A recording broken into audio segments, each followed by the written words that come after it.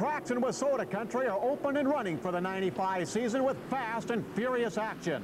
They were running 3 wide on the asphalt at I-94, 3 for the win at Fountain City, and 3,000 prayers for a doozy of a crash in St. Charles.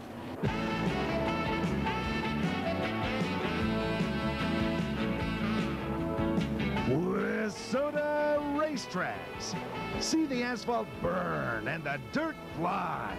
Highlights and insights of WISSOTA racing in the U.S. and Canada. WISSOTA racetracks is brought to you by The Race Shop, located in St. Cloud, Minnesota.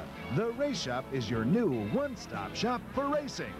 And now, let's go racing!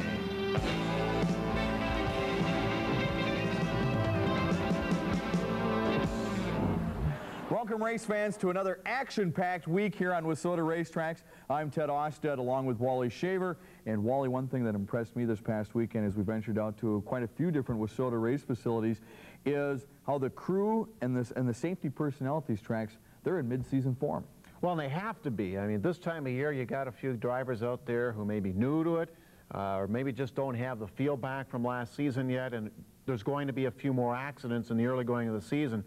But there's no question about it that the safety crews really are in mid-season form, Ted, because we saw some examples where they had to be Johnny on the spot, get things analyzed, and take the situation from there. Fortunately, that is one aspect of racing that the drivers really don't have to worry about. That's right, and also WISSOTA has developed a rule book that makes these cars very safe.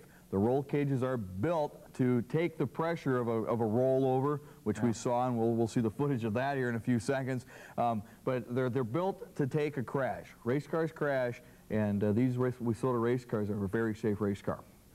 A great example of driver safety was reinforced last Saturday night at Winona County Speedway in St. Charles, Minnesota. An unbelievable crash in the modified division brought a hush over the crowd and deep concern over the fate of driver Dana Lerum. On the third lap of the race, the lead group of cars roars down the front straightaway. But just behind them, the number 49 car of Bob Timm traded rubber with the 92 ride of Lerum.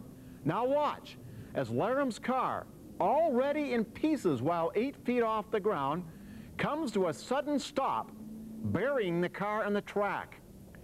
Race officials were quick to the scene, analyzed the situation, and cautiously began removing Lerum from his car. As brutal as the crash appeared, we're very pleased to report that Dana was released from a Rochester hospital after an overnight stay with no major injuries. Remarkable. Honestly, I thought it would be a lot worse than that. A sturdy roll cage saved Dana Lerum.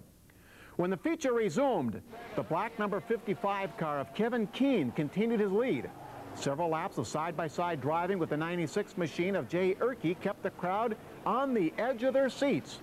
Finally, on lap 9 of the 25-lap feature, Erke's car blasted out of turn 2 and claimed the lead on the back straight of the quarter-mile oval. The race's third caution came out as Paul Hammernick of Winona in number 36 and Mike Vinsek in number 24 collided in turn 1. With 8 laps remaining, the 96 car of Erke pulled away, opening an uncatchable lead. But in behind the leader, the yellow number 19 car of Rick Hauser pressured Keene. Keene would maintain his spot, but Hauser dropped back when the blue number 19 car of Rochester's Mike Sorensen used the inside to sneak up to third.